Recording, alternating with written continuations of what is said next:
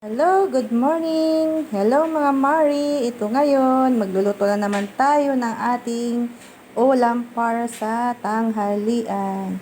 Ayan mga Mari, magluto tayo ng tilapiyang escabeche. Ayan. Ayan ang kanyang mga sangkap sa pagluluto.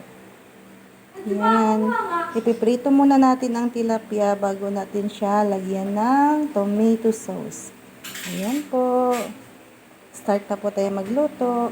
Mari, ayan na. Luto na po ang ating escabeche tilapia. Ayan mga Mari. Pwede na tayong magtanghalian. Luto na po ang ating escabeche tilapia. Ayan.